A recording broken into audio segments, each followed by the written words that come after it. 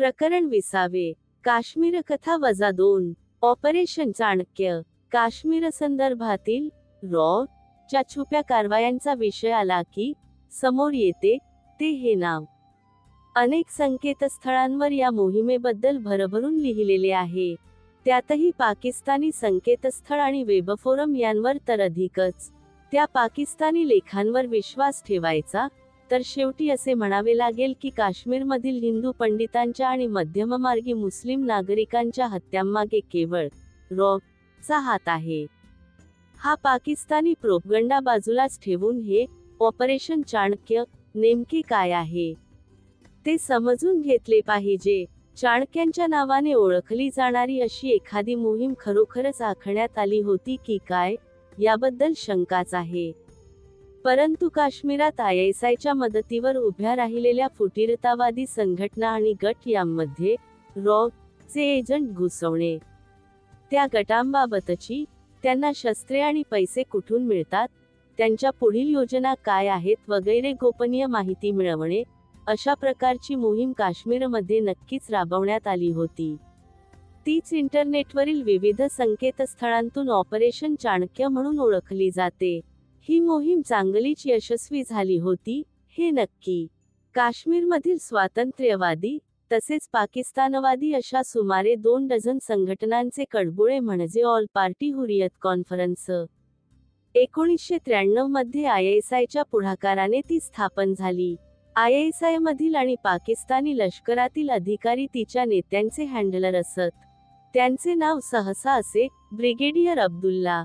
ISI मधील हे लोकप्रिय खोटे नाव रॉ. ने अब्दुल मजीद दरच्या माध्यमातून हिजबुल मुजाहिदीनमध्ये फूट पाडली होती. त्याच्याप्रमाणे या हुरियत कॉन्फरन्समध्येही फूट पाडली असे सांगण्यात येते. एवढेच नव्हे तर इखवान उल मुस्लिमीन, मुस्लिम मुजाहिदीन यांसारख्या भारतवादी लढाऊ संघटनाही रॉ. ने उभारल्याचे सांगण्यात येते. साधारणत 1993 ते 94 या कालावधीत भारताच्या सायबॉरला चांगलेच यश आल्याचे दिसते. काश्मीरमधील दहशतवादाला अनेक तरुण विटले होते. JKLF ही काश्मीरमधील दहशतवादाची मुहूर्तमेढ रोवणारी संघटना. पण त्या संघटनेलाही आता रक्तपाताचा वीट आल्याचे दिसू लागले होते. यासीन मलिक हा JKLFचा अध्यक्ष. 1995 मध्ये त्याने दहशतवाद सोडून गांधीवादी मार्गाचा स्वीकार केल्याची घोषणा केली. JKLF ही सेक्युलर संघटना आहे. काश्मीरियत हे तिचे तत्व आहे आणि त्यात हिंदूंनाही स्थान असेल असे त्याने जाहीर केले. एवढेच नव्हे तर त्याने बेमुदत शस्त्रसंधी जाहीर करून काश्मीर प्रश्नावर राजकीय तोडगा काढण्याच्या प्रयत्नांना मदत करण्याचीही भूमिका घेतली. हे JKLFचा पाकिस्तानातील नेता अमानुल्ला खान आणि त्याचे पाकिस्तानी हँडलर यांना मंजूर असणे शक्यच नव्हते. त्यांनी यासीन मलिकला JKLFच्या अध्यक्षपदावरून हटवले. मलिकने त्याला प्रत्युत्तर म्हणून अमानुल्ला खान याची अध्यक्षपदावरून हकालपट्टी केली. अशा सगळ्या वातावरणात अनेक दहशतवादी भारतीय लष्करापुढे शरणागती पत्करू लागले. या शरण आलेल्यांचे काय करायचे? नरसिंगराव सरकारने त्यांचा वापर भारतविरोधी शक्तींशी लढण्यासाठी करून घेण्याचा निर्णय घेतला. ही काट्याने काटा काढण्याची युक्ती होती. इखवान उल मुस्लिमून हे त्या निर्णयाचे अपत्य होते. काश्मीर खोऱ्यात नाबेद नावाने ओळखली जाणारी ही संघटना 2 प्रकारच्या दहशतवाद्यांनी बनलेली होती. एक म्हणजे हिजबुलसारख्या संघटनांच्या क्रूर हिंसाचाराला कंटाळून सुरक्षा दलांना शरण आलेले दहशतवादी आणि दुसरे दहशतवाद्यांच्या हिंसाचाराचे बळी बनलेले, सुडाने पेटलेले तरुण.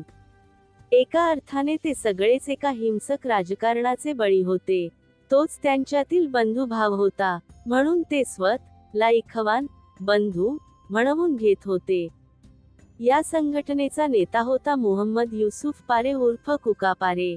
एक लोकगायक होता तो. राजकारणाच्या प्रवाहात गटांगळ्या खात दहशतवादी बनला.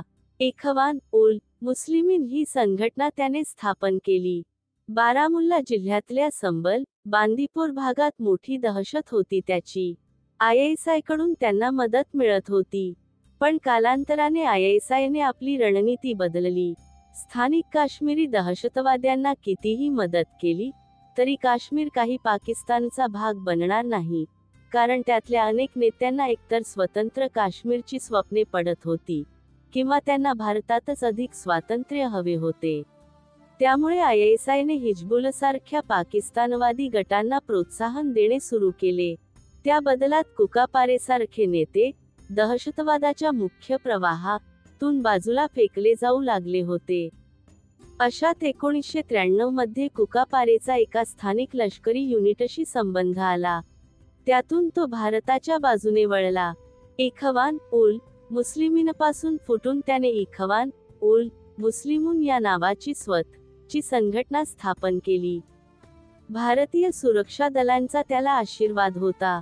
त्या बळावर त्याने हिजबुलला अंगावर घेतले. त्या संघटनेच्या अनेक दहशतवाद्यांबरोबरच जमात-ई-इस्लामीच्या अनेक कार्यकर्त्यांना या इखवानींनी ठार मारले. पारेप्रमाणेच रशीद खान हा आणखी एक इखवानी. तो JKLF-मध्ये होता. 1994 साली शरण आला. त्याला कुपवाड्यातील इखवान युनिटचा ग्रुप कमांडर करण्यात आले. स्थानिक लोक आजही सांगतात की त्या भागातील दहशतीचा तो चेहरा होता. असाच आणखी एक गट कुपवाड्यात काम करत होता. त्याचे नाव मुस्लिम मुजाहिदीन अहेसान दर हा त्याचा संस्थापक. याशिवाय श्रीनगरच्या कंगन भागातून इंडियन अल बद्र अँड तालिबान अल इखवान यांसारख्या संघटना पाकिस्तानवादी दहशतवाद्यांशी लढत होत्या. सीमा सुरक्षा दलाने अशाच शरणागत दहशतवाद्यांना घेऊन श्रीनगरमध्ये काश्मीर लिबरेशन जिहाद फोर्सची निर्मिती केली होती. या सगळ्यांत एक नाव न विसरता घ्यावे लागेल, ते गुलाम मुहम्मद मीर यांचे. मोम्मा काना म्हणून काश्मीरमध्ये ओळखले जातात. तशा दोन ओळखी आहेत त्यांच्या. एक म्हणजे थोर सामाजिक कार्यकर्ते. त्याकरता सन 2010 मध्ये मनमोहन सिंग सरकारने त्यांना पद्मश्री पुरस्काराने सन्मानित केले. फारुख अब्दुल्ला, माजी मुख्य माहिती आयुक्त वजाहत हबीबुल्ला आणि दिल्ली भाजपचे माजी अध्यक्ष डॉक्टर हर्षवर्धन यांनी त्यांच्या नावाची शिफारस केली होती आणि त्यावर पीपल्स डेमोक्रॅटिक पार्टीच्या प्रमुख मेहबूबा मुफ्ती यांनी सडकून टीका केली होती. कारण मोम्मा काना यांची दुसरी ओळख, ती आहे पाकिस्तानविरोधी, दहशतवादविरोधी दहशतवादी अशी. गृहमंत्रालयाच्या कागदपत्रांत कुठेही दहशतवादी म्हणून त्यांचे नाव नमूद नाही, परंतु ते प्रशिक्षित दहशतवादी होते, इखवानी होते. त्या काळात त्यांनी किमान 5000 दहशतवाद्यांना पकडून दिले होते. 1996 मध्ये जम्मू काश्मीरमध्ये शांततेत निवडणूक पार पडली. त्याचे बरेचसे श्रेय या भारतवादी दहशतवाद्यांना देण्यात येते. याच निवडणुकीत सोनावरी मतदारसंघातून कुकापारे विधानसभेवर निवडून आला. पुढच्या निवडणुकीत तो हरला. त्यानंतर रोजच्या राजकारणातून तो बाजूलाच गेला होता. परंतु त्याने केलेले नुकसान पाकिस्तानवादी दहशतवादी विसरले नव्हते. त्याच्या मृत्यूला कारणीभूत ठरला गाझीबाबाचा मृत्यू. शाहनवाज खान उर्फ गाझीबाबा 13 डिसेंबर 2001 च्या संसद हल्ल्याचा, कंदाहार विमान अपहरण प्रकरणाचा सूत्रधार. जैश-ए-मोहम्मदचा काश्मीरमधील प्रमुख. काश्मीरचा ओसामा म्हणायचे त्याला. तो हाती लागावा म्हणून IB-रॉ यांसारख्या बड्या गुप्तचर संघटना जंगजंग पछाडत होत्या. पण त्याचा सुगावा लागला सीमा सुरक्षा दलाच्या BSF रूटीन कारवाईतून. एके दिवशी BSFच्या जवानांनी एका पाकिस्तानी व्यक्तीला अटक केली. तो गाझीचा एजंट होता. हळूहळू BSFच्या अधिकाऱ्यांनी त्याचा विश्वास संपादन केला.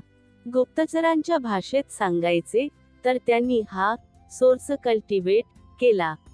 त्यातून गाझीच्या जवळच्या आणखी एका व्यक्तीची माहिती मिळाली. त्यालाही BSFच्या गुप्तचरांनी कल्टिवेट केले. त्याच्याशी ओळख वाढवली. त्याच्या घरी येणे-जाणे सुरू ठेवले.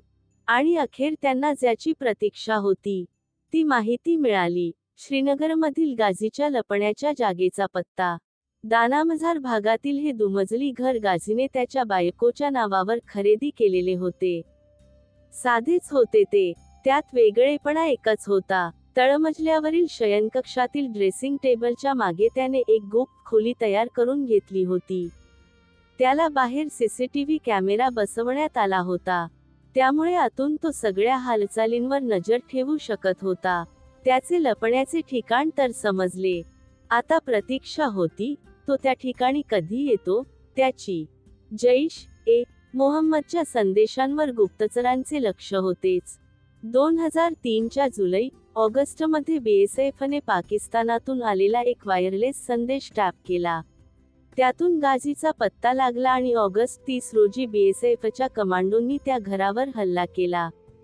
भुईसपाट केले ते. त्यात गाझीबाबा मारला गेला. जैश-ए-मोहम्मदला बसलेला हा सगळ्यात मोठा झटका होता. त्याचा बदला म्हणून त्यांनी कुकापारेला मारले. दहशतवाद्यांच्या हिटलिस्टवर होताच तो. 13 सप्टेंबरला बारामुल्लातील हज्जनी गावातील एका क्रिकेट सामन्यास उपस्थित राहण्यासाठी तो चालला होता. वेळ सकाळची होती. सोबत त्याचे अंगरक्षकही होते. ते हज्जनच्या बाजारातून चाललेले असताना अचानक जैशच्या दहशतवाद्यांनी त्यांच्या वाहनावर हातबॉम्ब टाकले. पाठोपाठ रायफलींमधून गोळ्यांचा मारा केला. त्यात पारेसह त्याचे 2 सहकारी मारले गेले. काश्मीरमध्ये आयएसआय आणि दहशतवादी विरुद्ध भारतीय सुरक्षा यंत्रणा यांच्यात सुरू असलेल्या रोजच्या संघर्षातील हे एक प्रकरण. आजही असे अनेक इखवानी सुरक्षा दलांसाठी काम करत आहेत. जीवाला धोका आहे, पैसेही फारसे मिळत नाहीत, पण ते दहशतवादाशी लढत आहेत. याला काट्याने काटा काढणे नक्कीच म्हणता येईल. पण काटा कोणताही असला तरी एकदा तो पायात रुतून बसला की त्याने कुरूप निर्माण होते. काश्मीरमध्येही तेच झाले होते. हे दहशतवादी भारतवादी असले तरी अखेर ते दहशतवादीच होते. आणि सामान्य नागरिकांत दहशत निर्माण करण्याबाबतीत ते पाकिस्तानी दहशतवाद्यांहून कमी नव्हते. त्यांच्याही नावावर लुटमार, खंडणीखोरी, हत्या, बलात्कार अशा गुन्ह्यांची नोंद आहे. पण ती केवळ नागरिकांच्या मनात, काही अहवालात, पुस्तकांत. सुरक्षा दलांचे कवचकुंडल असल्याने कायद्याचे हात त्यांच्यापर्यंत पोहोचतच नसत. या सगळ्यात चा वाटा किती? की हे सर्व काम अन्य सुरक्षा यंत्रणांचे, हे अद्याप धूसर आहे. ते खपवले जाते मात्र च्या नावावर. दरम्यानच्या काळात भारतातील आणि पाकिस्तानातील राजकीय चित्र बदलले होते. व्ही.पी. सिंग, चंद्रशेखर, जनता दल प्रयोग फसला होता. 1991 मध्ये राजीव हत्येनंतर पी.व्ही. नरसिंहराव पंतप्रधानपदी आले होते. पाकिस्तानात ऑक्टोबर 19, 1993 रोजी पुन्हा एकदा बेनझीर भुट्टो यांनी पंतप्रधानपदाची शपथ घेतली होती. आपल्या पंतप्रधानपदाच्या या दुसऱ्या कारकिर्दीत त्यांनी काश्मीरमधील दहशतवाद अधिक पेटवण्याचे काम केलेच, पण त्याचबरोबर भारताविरोधातील सायवॉरही अधिक तीव्र केले. आंतरराष्ट्रीय व्यासपीठांवरून भारताची बदनामी करण्यासाठी पाकिस्तानने आता सगळी माध्यमस्त्रे उपसली होती. प्रत्येक व्यासपीठावरून तशी संधी साधली जात होती. भारताकडून काश्मीरमध्ये मोठ्या प्रमाणावर मानवाधिकारांचा भंग केला जात असलेल्या बोंबा पाकिस्तानकडून ठोकण्यात येत होत्या. 1994 मध्ये जिनेव्हात झालेल्या संयुक्त राष्ट्रांच्या मानवाधिकार आयोग अधिवेशनात युरोपीय संसदेत हा मानवाधिकारभंगाचा मुद्दा पाकिस्तानने लावून धरला होता. खोटे-नाटे, अतिरंजित आरोप करण्यात येत होते. यातून पाकिस्तान काय साध्य करू इच्छित होते, हे अजूनही अनेकांच्या नीट लक्षात येत नसते की मानवाधिकार ही संकल्पना एवढी महत्त्वाची का आहे. भारतीय समाजात त्याकडे साधारणतः तुच्छतेनेच पाहिले जाते. मानवाला काही अधिकार असतात आणि त्यांचे रक्षण करायचे असते हे अजूनही आपल्याकडे तितकेसे पचनी पडलेले नाही. परंतु युरोपीय संस्कृतीत व्यक्तीच्या अधिकारांना अतिशय महत्त्व दिले जाते. राज्याने त्या अधिकारांचे संरक्षण करायचे असते. हे तेथील तत्त्व आहे. अशा समाजासमोर भारत हा मानवाधिकारांचा भंग करणारा हिंस्त्र, क्रूर देश आहे, ज्याला व्यक्तिस्वातंत्र्याची कदर नाही, असे चित्र मांडण्यात आले तर काय होईल? त्याचा परिणाम थेट आंतरराष्ट्रीय संबंधांवर होऊ शकेल. पुढे जाऊन भारतावर काही निर्बंध लादले जाऊ शकतील. अशा अनेक शक्यता आहेत. तेव्हा हा विरोधी राष्ट्राचे राक्षसीकरण करण्याचा खेळ सर्वच राष्ट्रांकडून खेळला जात असतो. पाकिस्तानचा समावेश दहशतवाद प्रायोजित करणाऱ्या राष्ट्रांच्या यादीत करावा, यासाठी भारताचा सतत प्रयत्न सुरू असतो. तो यामुळेच नरसिंह राव यांच्या कारकिर्दीत तर तो प्रयत्न यशस्वी होण्याच्याही बेतात होता. राव यांच्या आदेशावरून आयबी आणि गृहमंत्रालय यांनी मिळून पाकिस्तानविरोधात संयुक्त सायवॉर छेडले होते. पाकिस्तान हा भारतातील दहशतवादाचा पुरस्कर्ता आहे, हे आंतरराष्ट्रीय समुदायाला पटवून देण्याची, पाश्चात्य जनमत पाकिस्तानविरोधात वळवण्याची मोहीम त्यांनी सुरू केली होती. त्या अंतर्गत आणि आयबी यांच्या अधिकाऱ्यांनी मिळून भारतातील ISIच्या कारवायांची एक फाईल तयार केली होती. आयबी आणि गृहमंत्रालय यांमधील 2 अधिकाऱ्यांना ही फाईल घेऊन वॉशिंग्टनला पाठवण्यात आले.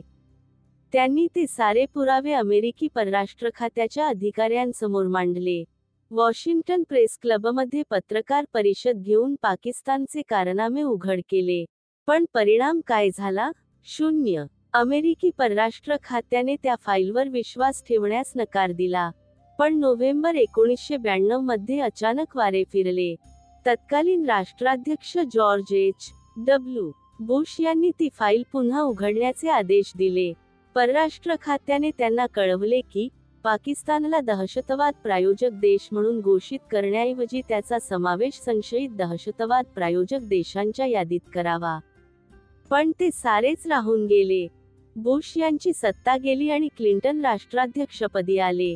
मात्र जानेवारी 1993 मध्ये क्लिंटन अध्यक्षपदी येताच त्यांनी त्या फाईलवरची धूळ पुन्हा झटकली आणि पाकिस्तानला संशयित दहशतवाद प्रायोजक देशांच्या यादीत टाकले.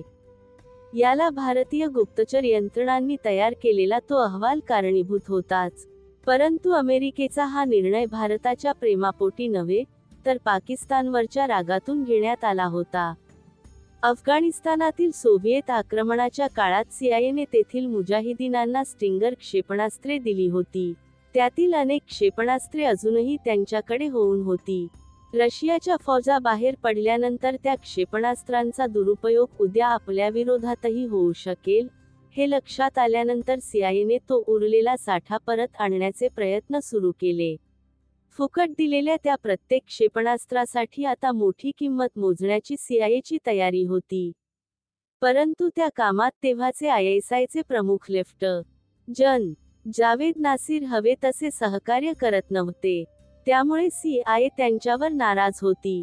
क्लिंटन प्रशासनाने भारताने दिलेल्या अहवालाचा वापर नासीर यांच्या विरोधात केला. त्या अहवालाच्या सहाय्याने त्यांनी पाकिस्तानचे तेव्हाचे पंतप्रधान नवाज शरीफ यांच्यावर दबाव आणला आणि नासीर यांच्यासह काही अधिकाऱ्यांना ISI मधून काढून टाकण्यास भाग पाडले. यावेळी बेनजीर विरोधी पक्षनेत्या होत्या. पाकिस्तानचा समावेश संशयित दहशतवाद प्रायोजक देशांच्या यादीत झाल्याचे पाहून बेनजीर यांनी त्यांच्या अमेरिकेतील मित्रांशी संपर्क साधला. आंतरराष्ट्रीय राजकारणात नेत्यांचे वैयक्तिक संबंध किती महत्त्वाचे ठरतात, त्याचे हे उदाहरण. बेनजीर या अमेरिकेतील विद्यापीठात शिकायला असताना तेथे त्यांची काही लोकांशी मैत्री झाली होती. त्यात भारतातील अमेरिकेचे माजी राजदूत J.K. गालब्रेथ यांचे सुपुत्र पीटर गालब्रेथ यांच्यासारख्या आता क्लिंटन यांच्या मित्रपरिवारात असलेल्या काहींचा समावेश होता. बेनजीर यांनी त्यांच्यामार्फत क्लिंटन प्रशासनाशी संपर्क साधला. आता पाकिस्तानात निवडणुका होणार आहेत, त्यात आपलाच पक्ष सत्तेवर येईल. अशा परिस्थितीत पाकिस्तानचा दहशतवाद प्रायोजक देशांच्या यादीत समावेश झाल्यास त्याचे वाईट परिणाम होतील, हे बेनजीर यांना चांगलेच ठाऊक होते. तेव्हा त्यांनी क्लिंटन प्रशासनाला पटवले की तसा काही निर्णय घेऊ नका. मी सत्तेवर येणारच आहे. आल्याबरोबर ISIला वेसण घालीन आणि त्यांच्या विरोधातील दहशतवादी कारवाया थांबवीन. बेनजीर यांच्या या आश्वासनानंतर जुलै 1993 मध्ये अमेरिकेचे तत्कालीन परराष्ट्रमंत्री वॉरन ख्रिस्तोफर यांनी पाकिस्तानला संशयित दहशतवाद प्रायोजक राष्ट्रांच्या यादीतून वगळण्याचा निर्णय जाहीर केला. त्यासाठी कारण काय दिले, तर तसे करण्यासाठी पुरेसे पुरावे नाहीत. आणि आता बेनजीर यांनी एकीकडे काश्मीरी दहशतवादाला प्रोत्साहन देतानाच भारताचीच मानवाधिकारांचा भंग करणारा देश अशी प्रतिमा रंगवण्यास सुरुवात केली होती. जिनेव्हातील संयुक्त राष्ट्रांच्या मानवाधिकार आयोगाच्या वार्षिक अधिवेशनाच्या कालावधीतच ISIने तेथे, तसेच ब्रसल्स आणि व्हिएन्ना येथे काश्मीरविषयक आंतरराष्ट्रीय परिषदांचे आयोजन केले होते. आणि त्याचबरोबर जिनेव्हा अधिवेशनात भारताला जबरदस्त धक्का देण्याची योजनाही आखली होती. हा धक्का होता मानवाधिकार भंगाबाबत भारताचा निषेध करणारा ठराव आणण्याचा. ही साधी बाब नव्हती. पंतप्रधान नरसिंह राव हे चांगलेच जाणून होते की हा ठराव मंजूर होणे हा भारताचा केवळ नैतिक पराजयच नसेल, तर तो भारताच्या प्रतिमेवरील कलंक ठरेल. त्याचे राजकीय परिणाम काय होतील, हेही त्या चाणक्यनीतीतील तज्ज्ञाला माहीत होते. केवळ विरोधी पक्षांनीच नव्हे, तर काँग्रेसमधील विरोधी कंपूने राव सरकारला फाडून खाल्ले असते. आणि म्हणूनच त्यांनी एक अनपेक्षित खेळी केली. त्यांनी या अधिवेशनाला मातब्बर नेत्यांचे शिष्टमंडळ पाठवण्याचे ठरवले. त्यात होते काँग्रेसचे नेते सलमान खुर्शीद आणि नॅशनल कॉन्फरन्सचे नेते फारुख अब्दुल्ला. अब्दुल्ला हे जम्मू काश्मीरचे माजी मुख्यमंत्री बी. रमण सांगतात, यात त्यांच्या जीवाला मोठा धोका होता. परंतु त्याची पर्वा न करता त्यांनी राव यांची विनंती मान्य केली. त्यांना सहाय्य करण्यासाठी पाचारण करण्यात आले होते संयुक्त राष्ट्रांतील भारताचे कायम प्रतिनिधी हमीद अन्सारी यांना. अन्सारी हे पूर्वी इराण आणि अफगाणिस्तान येथे भारताचे राजदूत होते. त्याचा येथे फायदा होणार होता.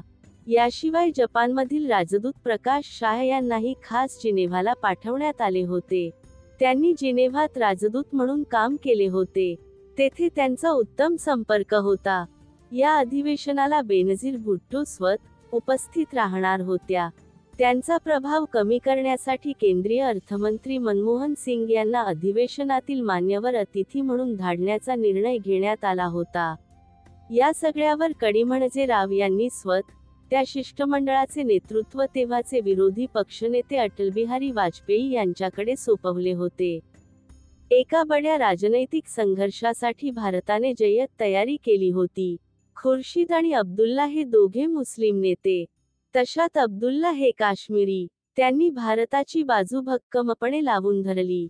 या शिष्टमंडळाने जिनेव्हात मोठ्या प्रमाणावर लॉबिंग केले. इंडोनेशिया, लिबिया यांसारख्या देशांना तर पाकिस्तानच्या विरोधात उभे केलेच, पण इराणलाही त्यांनी आपल्या बाजूने वळवले. हे पाहून पाकिस्तानने तो ठरावच मागे घेतला. तेव्हाची हमीद अन्सारी यांची प्रतिक्रिया खूप मजेशीर होती.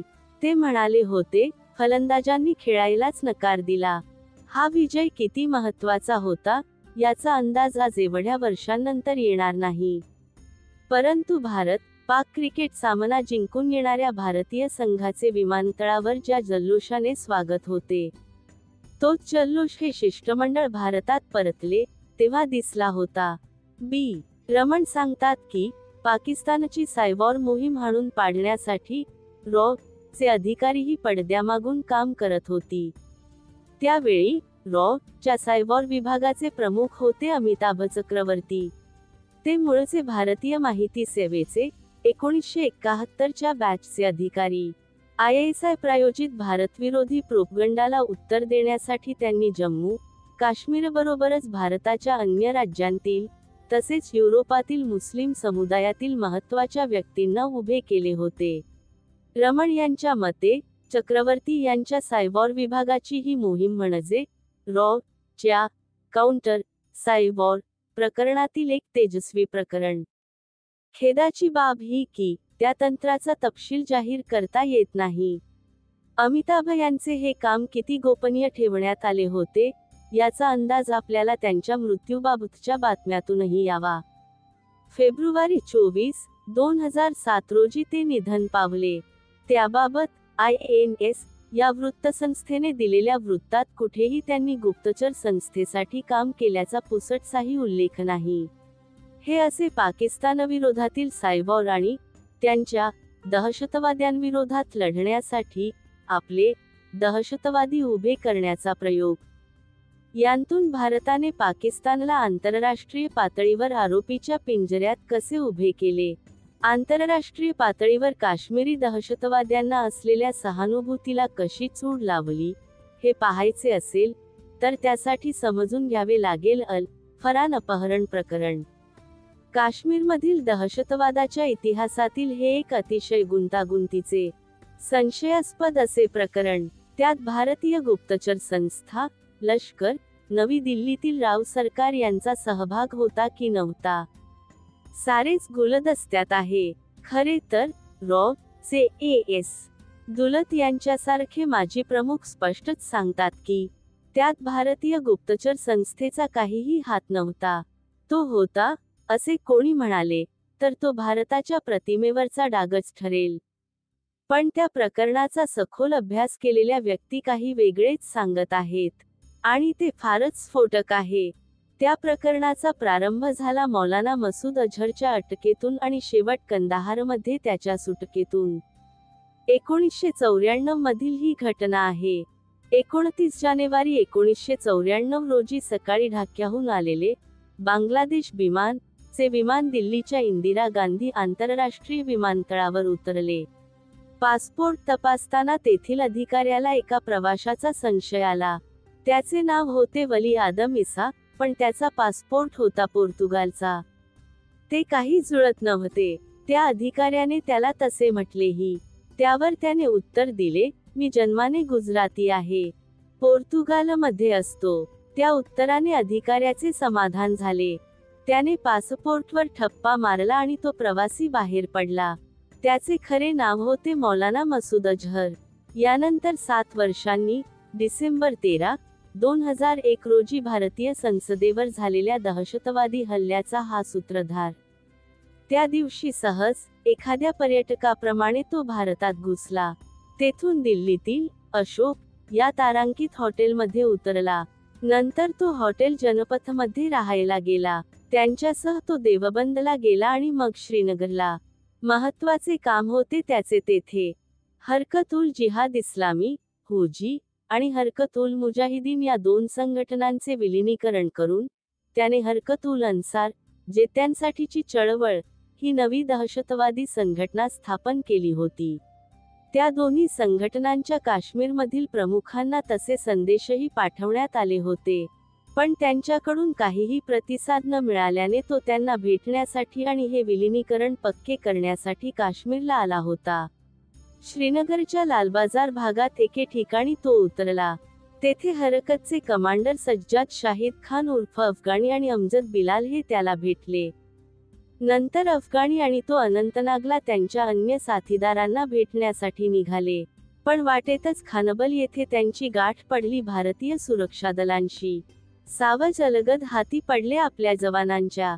तेव्हापासून तो जम्मूतल्या कोटभालवल तुरुंगात खितपत पडला होता. अनेक प्रयत्न केले दहशतवाद्यांनी त्याच्या सुटकेचे, पण ते सारे अयशस्वी ठरले होते. तेव्हा त्याच्या सुटकेचा विडा उचलला अल फरानच्या नेत्यांनी. अल फरान ही हरकत उल अन्सारचीच एक शाखा. जावेद अहमद भट उर्फ सिकंदर हा तिचा दक्षिण काश्मीर कमांडर, तर अब्दुल हमीद अल तुर्की उर्फ तुर्की हा फील्ड कमांडर. आपल्या नेत्याच्या, मौलाना मसूद अझहरच्या सुटकेचा एक मार्ग त्यांच्यासमोर होता आणि डॉक्टर रुबिया सईद प्रकरणाने तो मार्ग तुलनेने खूपच सोपा होता, हेही त्यांच्या लक्षात आले होते. तो होता अपहरणाचा. पण पळवून न्यायचे ती व्यक्ती एकतर तशीच महत्त्वाची पाहिजे. ती तशी नसेल, तर सरकार झुकत नाही, हेही त्यांनी पाहिले होते. किंवा मग ती व्यक्ती परदेशी हवी, म्हणजे सरकारवर आंतरराष्ट्रीय दबाव येतो. 4 जुलै 1995 रोजी त्यांच्या हाती तशा 4 परदेशी व्यक्ती लागल्या. पर्यटक होते ते. दैवी शांततेच्या, आध्यात्मिक वातावरणाच्या शोधात अमेरिका आणि ब्रिटन येथून काश्मीरच्या पहाडांत आले होते ते. त्यातील डोनाल्ड हचिंग्स आणि जॉन शील्ड्स हे अमेरिकेचे, तर पॉल वेल्स आणि किथ मँगन हे ब्रिटनचे. पहलगामनजीकच्या लिड्डरवाड भागातून अल फरानच्या दहशतवाद्यांनी त्यांचे अपहरण केले. भारतीय सुरक्षा यंत्रणांना खडबडून जागे करणारी अशी ती घटना होती. तातडीने त्या अपहृतांच्या सुटकेचे प्रयत्न सुरू झाले. दरम्यान, अल फरानच्या दहशतवाद्यांनी त्या 4 पोलिसांना अनंतनागच्या पहाडी भागांत, दाट जंगलात नेऊन ठेवले होते. पण 4च दिवसांनी, 8 जुलै रोजी, त्या दहशतवाद्यांची नजर चुकवून पसार होण्यात जॉन शील्ड्सला यश आले. प्रचंड धक्का बसला होता त्याला. त्याची फारशी चौकशी न करताच त्याला त्याच्या मायदेशी धाडण्यात आले. पण त्याच्या सुटकेने संतापलेल्या अल फरानच्या दहशतवाद्यांनी त्याच दिवशी डर्क हॅसर्ट या जर्मनीच्या आणि हान्स ओस्ट्रोई या नॉर्वेच्या पर्यटकाचे अपहरण केले. या गुन्ह्यात सिकंदर आणि तुर्की यांना साथ देणाऱ्यांत प्रमुख होते नबील हजनी आणि अबू खलिफा हे दहशतवादी. 5 परदेशी पर्यटक त्यांच्या हाती होते. मसूद अझहर, सज्जाद शाहिद खान उर्फ अफगाणी, नसरुल्ला लांग्रियाल उर्फ दरवेश यांसह 21 दहशतवाद्यांना भारत सरकारने सोडून न दिल्यास त्या एकेकाला ठार मारण्यात येईल, अशी धमकी त्यांनी दिली होती. अमेरिका, ब्रिटन, जर्मनी, नॉर्वे अशा 4 देशांचा या प्रकरणाशी संबंध होता. स्वाभाविकच त्याला आंतरराष्ट्रीय प्रसिद्धी मिळाली होती. या 4ही देशांचे राजनैतिक आणि गुप्तचर अधिकारी काश्मीरमध्ये दाखल झाले होते. या ओलिसांच्या सुटकेसाठी खास कृती दलाची स्थापना करण्यात आली होती. काश्मीर पोलीस, भारतीय लष्कर, लष्करी गुप्तचर, IB, रॉ हे सगळेच त्यांचा शोध घेत होते. मध्यस्थांच्या मार्फत अल फरानशी संपर्क साधण्यात आला होता. बोलणी सुरू होती, पण त्यांतून काहीही निष्पन्न होत नव्हते. अशा वातावरणात ऑगस्ट 13 रोजी अनंतनाग जिल्ह्यातील शाईकदरच्या जंगलात एक मृतदेह पडला असल्याची खबर पोलिसांना मिळाली. तो हान्स ओस्ट्रोईचा मृतदेह होता. धडापासून त्याचे शीर वेगळे करण्यात आले होते. छातीवर सूर्याने अल फरान अशी अक्षरे कोरलेली होती. एका ओलिसाला मारले म्हणजे भारत सरकारवरील दबाव वाढेल, अशी अल फरानची अटकळ असावी. परंतु त्याचा परिणाम वेगळाच झाला. आंतरराष्ट्रीय जनमत पाकिस्तानविरोधात गेले. काश्मीरमधील दहशतवादाला पाकिस्तानकडून खतपाणी घातले जात असल्याच्या भारताच्या दाव्यांना यामुळे बळकटी प्राप्त झाली. अशात सप्टेंबर 17 रोजी या प्रकरणाचा सुखद शेवट होण्याची आशा निर्माण झाली. काश्मीरमधील क्राईम ब्रँचचे प्रमुख पोलीस महानिरीक्षक राजिंदर टिक्कू हे एका मध्यस्थामार्फत अल फरानशी वाटाघाटी करत होते. त्याला अखेर यश आले. 1 कोटी रुपये देण्याच्या बदल्यात पोलिसांना सुखरूप सोडावे असा सौदा त्यांनी केला. पण कुठेतरी माशी शिंकली. हा सौदा झाल्याच्या दुसऱ्याच दिवशी त्याबाबतच्या बातमीला पाय फुटले. स्थानिक दैनिकांतून ती प्रसिद्ध झाली आणि अल फरानने तो सौदा रद्द करून टाकला. काश्मीर आणि दिल्ली येथील काही मोजक्याच अधिकाऱ्यांना आणि नेत्यांना माहीत असलेली ती गोष्ट, ती फुटली कशी हे अजूनही कोडेच आहे. आता पुन्हा एकदा नव्या जोमाने त्या दहशतवाद्याचा शोध घेण्याचे प्रयत्न सुरू झाले. गुप्तचर यंत्रणांचे खबरे पुन्हा कामाला लागले. त्यातून ती गुप्त माहिती हाती आली. अनंतनाग जिल्ह्यातील दबरान गावात अल फरानचे अब्दुल हमीद अल तुर्की, नबील हजनी आणि अबू खलिफा हे म्होरके येणार असल्याचे सुरक्षा यंत्रणांना समजले. राष्ट्रीय रायफल्सच्या जवानांनी 4 डिसेंबर रोजी त्या भागात कारवाई केली. गोळीबारात हे तिघे आणि अन्य एक दहशतवादी मारले गेले. 3 स्थानिक दहशतवाद्यांना जेरबंद करण्यात आले. पण अजूनही त्या उर्वरित 4 ओलिसांचा पत्ता लागलेला नव्हता. यात चक्रावून टाकणारी बाब म्हणजे या चकमकीच्या दुसऱ्या दिवशी श्रीनगरमधील एका स्थानिक दैनिकाला अल फरानकडून एक पत्र पाठवण्यात आले. त्यात म्हटले होते की ते 4ही ओलीस आता आमच्या ताब्यात नाहीत. या चकमकीदरम्यान भारतीय जवानांनी 3 ओलिसांना अटक केली होती. त्यातील एक जण हरवला होता. हे वृत्त प्रसिद्ध होताच लष्कराच्या प्रवक्त्याने खुलासा केला की असे काहीही झालेले नाही.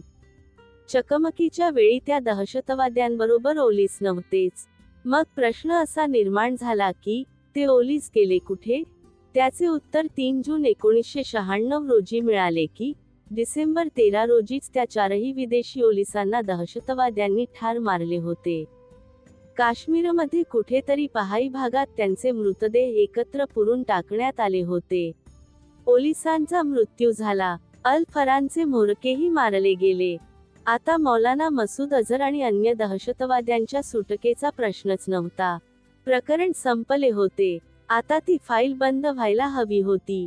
पण या घटनेनंतर 17 वर्षांनी मार्च 2012 मध्ये ब्रिटनमध्ये एक पुस्तक प्रकाशित झाले आणि या फाईलवरचा धुरळा उडाला. अमेरिका, ब्रिटन, नॉर्वे, जर्मनीपासून काश्मीरपर्यंत त्याने एकच खळबळ माजवली. ते अपहरणाचे प्रकरण दिसत होते तसे नव्हते. त्यामागून एक मोठा आंतरराष्ट्रीय डाव खेळला जात होता हे त्या पुस्तकातून स्पष्ट झाले.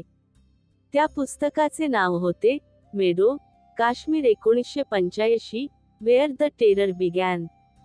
लेखक ॲड्रियन लेव्ही आणि कॅथी स्कॉट क्लार्क या दोन्ही शोधपत्रकारांनी अनेक वर्षे संशोधन करून अनेक लोकांशी बोलून या अपहरण प्रकरणाचा छडा लावण्याचा प्रयत्न केला.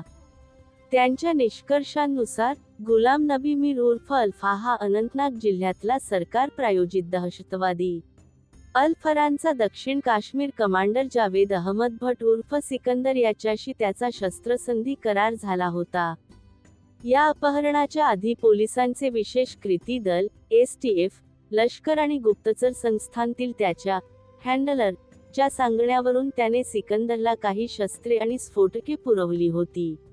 त्यामागे भारतीय लष्करी आणि गुप्तचर अधिकाऱ्यांचा काट्याने काटा काढण्याचा डाव होता. हिजबुल मुजाहिदीनच्या विरोधात त्यांना सिकंदरच्या गटाचा वापर करायचा होता.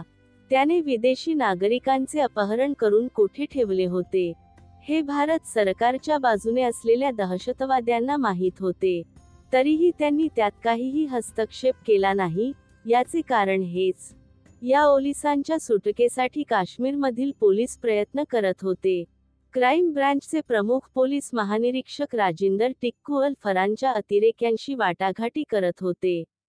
त्याला काहीसे यश येत होते असे दिसताच त्याबाबतची माहिती जाणीवपूर्वक फोडली जात होती.